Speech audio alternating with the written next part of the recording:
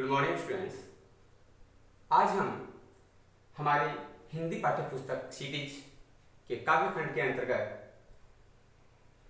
कबीर की साखियां एवं शबद पाठ पढ़ेंगे। भक्तिकालीन निर्गुण संत परंपरा के कबीर का जन्म सन 1398 ईस्वी में हुआ था और इनकी मृत्यु सन 1518 ईस्वी के आसपास हुई थी। कबीर जी की माता पिता के बारे में सटीक जानकारी उपलब्ध नहीं है, लेकिन इनका जो पालन पोषण है वो नीरू एवं निमा नामक जुलाहा दंपति ने किया था।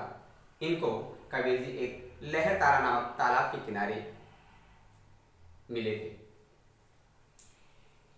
कबीर जी की जो शिक्षा है वो सत्संग यानी सत्संगति या संतों के साथ से पर्यटन अर्थात कुछ जगह जगह उन्होंने भ्रमण किया, घूमे, उनसे और अनुभवों के माध्यम से प्राप्त हुई। इन्होंने कोई विधिवत शिक्षा प्राप्त नहीं की थी। रचनाएं, कबीर जी ने जितनी भी रचनाएं की वो समस्त रचनाएं कबीर ग्रंथावली में संग्रहित हैं और कबीर जो पंथ है उनमें जो प्रामाणिक माना जाता है वो है बीजक, जिनमें उनकी रचनाओं का संग्रह है, और कुछ जो रचनाएं हैं वो गुरु ग्रंथ साहब में भी संकलित है। अब हम जानेंगे कि जो कबीर जी ने साखियां एवं शबद लिखे हैं, आपके इस चैप्टर में 7 साखियों का संकलन है और 2 पद है, जिनमें से जो सेकंड पद है वो आपके पाठ्यक्रम से हट गया है। तो जो फर्स्ट पद है वही हम पढ़ेंगे। अब इन साखियों में क्या बताया गया है जरा देखिए। 7 जो साखियां हैं उनमें प्रथम साखी में प्रेम का महत्व बताया गया है कि प्रेम की क्या इंपॉर्टेंस है, प्रेम का क्या महत्व है। सेकेंड जो साखी है उसमें संतों के लक्षण बताए गए हैं कि संत की क्या विशेषता है, संत कौन होता है, महापुरुष कौन होता है। थर्ड साखी में ज्ञान की महिमा बताई गई है। फोर्थ साखी में बाह्य आडंबरों का विरोध किया गया है।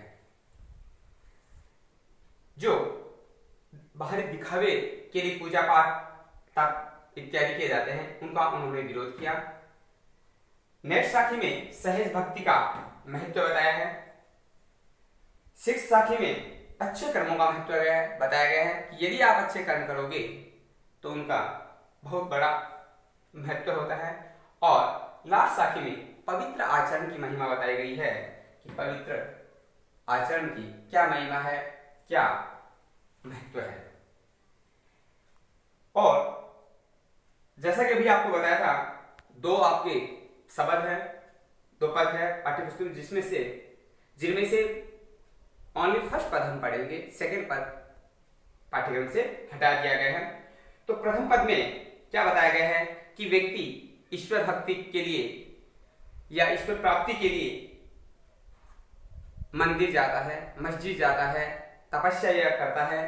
इन सब का कबीर दास जी ने विरोध किया है, बाह्य आडंबरों का विरोध किया है और उन्होंने बताया है कि अपने ही भीतर ईश्वर की प्राप्ति का